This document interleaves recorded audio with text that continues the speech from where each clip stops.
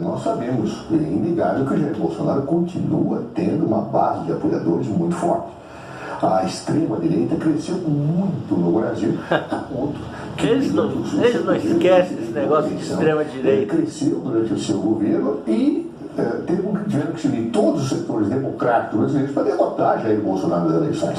Ele não perdeu a base de apoio desta maneira. Ou seja, muitos daqueles que já o apoiavam defendiam intervenção militar, golpe de Estado, atacavam o ministro do Supremo.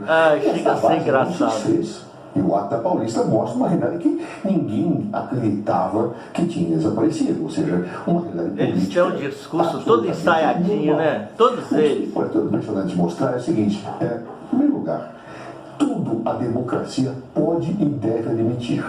Porém, a democracia nunca deve admitir aqueles que atuam para usá-la e suprimir. Eu me lembro de um ex-ministro Goebbels de Hitler que acabava dizendo que a democracia... Também não esquecem lá o bigodinho, né? Os meios, ou pode autorizar os meios, para que aqueles que querem suprimi-la tomem o poder. Então, há um limite. Como existem limites para todos os direitos. Acuse-os do que você faz. A democracia há tudo característico, a sua destruição. Quando Jair Bolsonaro faz as suas mensagens para que não se levem as faixas, ele estava fazendo uma vacina.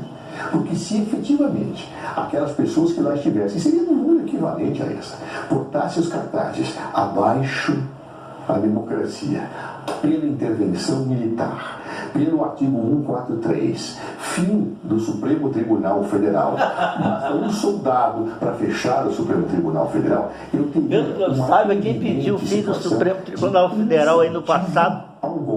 Que foram políticos esquerdistas. Articulado, segundo provado na justiça, e cada dia que passa mais provas surgem. Então Jair Bolsonaro, para que não fosse agravada a sua situação, acabou pedindo, e os seus eleitores, fiéis, seguiram e fizeram uma manifestação nos marcos daquilo que é possível, pelo menos daquilo do povo. Olha aí o risinho de deboche Perfeitamente possível. Que Olavo Carvalho sempre falou. Aqueles slogans que propagandizam ações democráticas ou golpistas. Então, diante deste quadro, eu considero um ato que, salvo alguma situação que eu não tenha visto, foi normal, que expressava um apoio que Jair Bolsonaro não perdeu. Isso não traz preocupação nenhuma. Ou seja, nós continuamos com o debate político.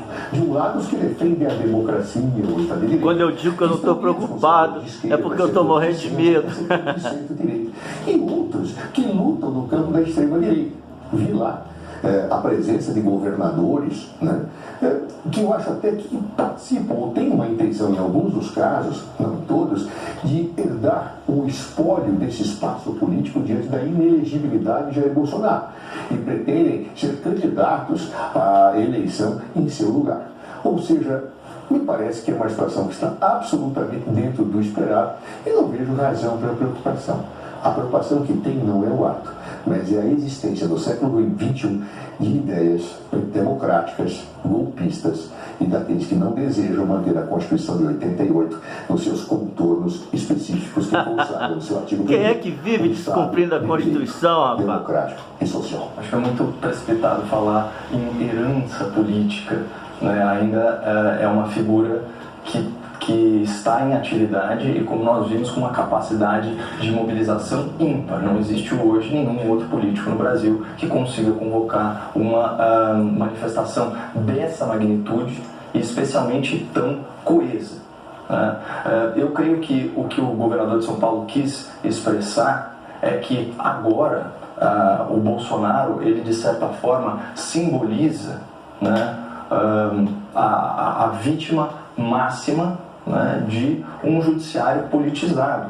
E, para usar a expressão aí consagrada pela Transparência Internacional no seu relatório sobre a corrupção no Brasil, vítima de um judiciário de coalizão, ou seja, uma justiça aparelhada, né, e instrumentalizada a favor do governo de turno.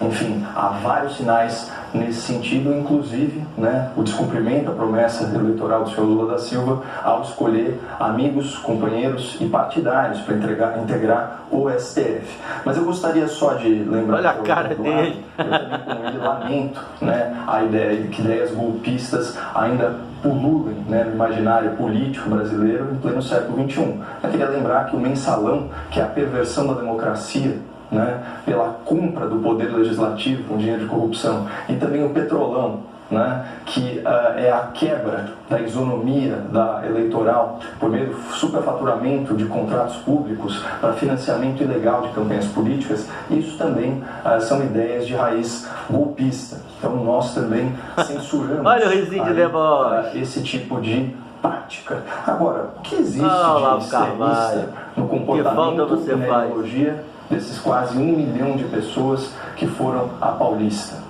O que existe de extremo em se manifestar tão pacificamente, tão ordeiramente, que até o comércio permaneceu aberto?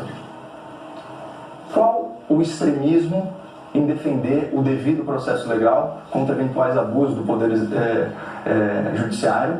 E qual o extremismo em defender a sua liberdade de expressão quando nós temos aí procedimentos judiciais e policiais que estão violando esses direitos e garantias fundamentais, né?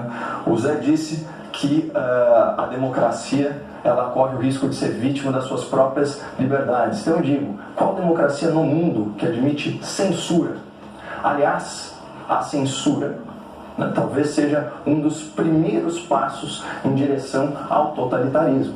E era contra isso que essas centenas de milhares de pessoas estavam se insurgindo.